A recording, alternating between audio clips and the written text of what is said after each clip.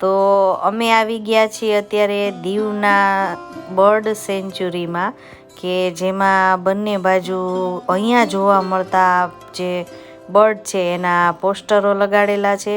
અને આ જે ગેટ દેખાય છે એ બોટિંગ કરવા માટેનો એન્ટ્રન્સ છે ત્યાં. અને જે સાઈડમાં જે તમને ઝૂંપડી જેવું દેખાય છે ત્યાં ટિકિટ મળે છે.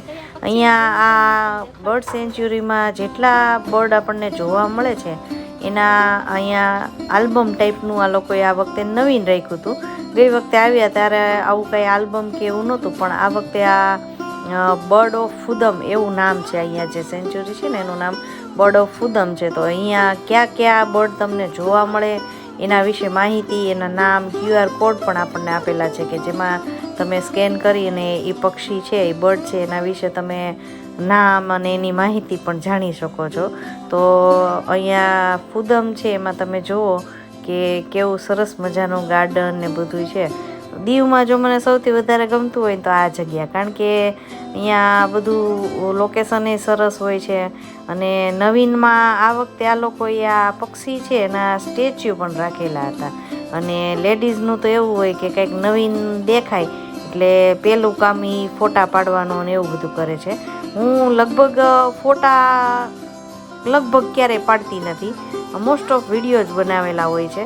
તો મેં અહીંયા પેલું કામ એ જ કરી દીધું કે જ્યાં સુધી તમે લોકો બધું જોવો ત્યાં સુધી મને આ બર્ડની સાથે વિડીયો બનાવી દો.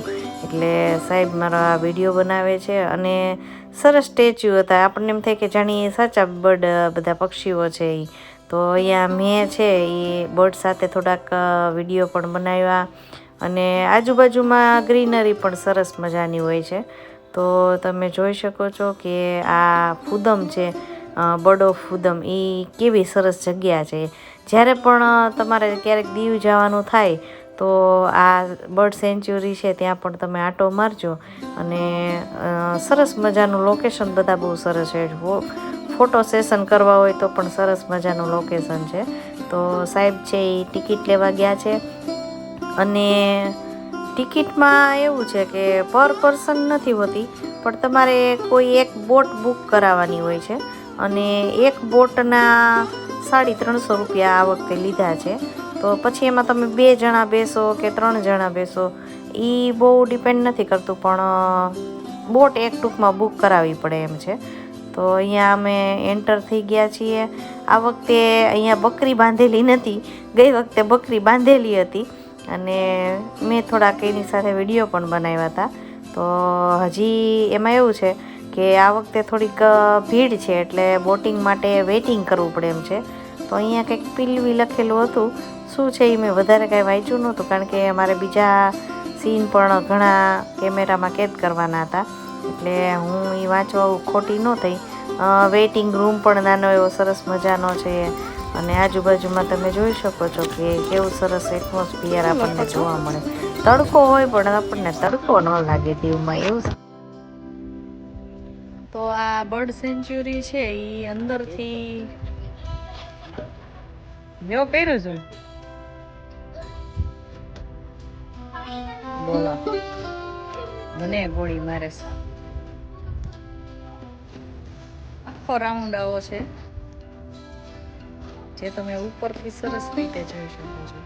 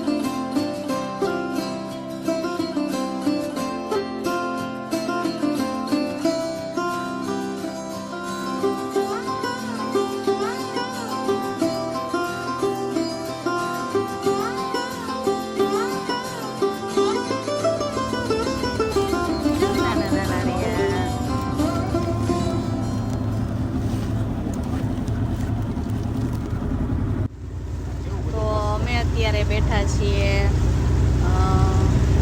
બર્ડ સેન્ચ્યુરીની બોટમાં અને અહીંયા જે પાછળ જંગલ જેવું બધું દેખાય છે એમાં સરસ આપણને નામ ન આવડે એવા પક્ષીઓ છે અને આપણે તેને બગલો જ કહી દેવાના હોય પણ એવું નથી. એ બધા પક્ષીઓના અલગ અલગ નામ છે. આમ આપણને દેખાતા એટલા માટે નથી કે અંદર થોડાક બેઠેલા હોય છે પણ અહીંયા બોટની અંદર આપણને દૂરબીન આપે છે અને એ દૂરબીન છે ને એ આપણે રાખીએ તો આપણને સરસ રીતે પક્ષીઓ જોવા પણ મળે છે. અને બોટમાં બેઠા છીએ અને આગળ મછલાઓ છે એ કુદકાઈ મારે છે. અમે અત્યારે બોટિંગમાં બેઠા છીએ. તમે જોઈ શકો છો.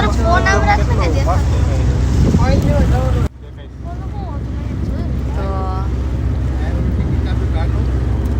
સાહેબ તો દૂરબીન લઈને આવી રીતે દૂરબીનથી જોવે છે. તો દૂરબીન રાખી અને આપણે દૂરબીન એટલા સરસ મજાના છે. આપણે જાણે 4K મૂવી જોતા હોય ને આપણે એટલો સરસ અહેસાસ થાય જાણે થિયેટરમાં બેઠા બેઠા મૂવી જોતા હોય એટલી મજા આવે છે. જે હોય એ કંપનીનું નામ તમે જોઈ લેજો બરાબર. હા એ છે પણ સારા છે.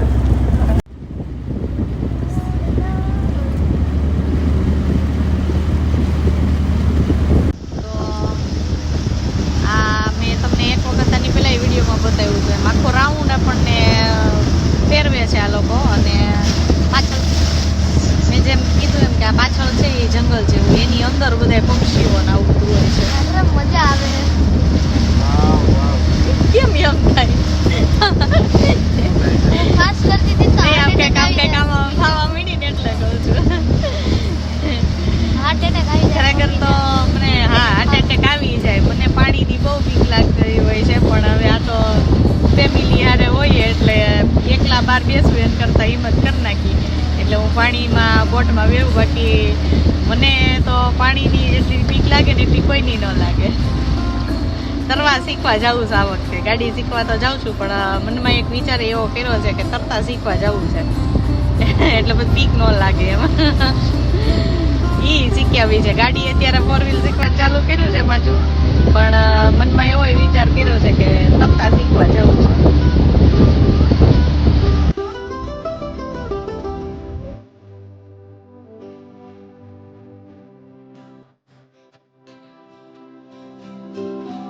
બોટિંગ કરીને પાછી આવી ગયા પછી મને તો આ જગ્યા છોડવાનું મન જ નહોતું થતું.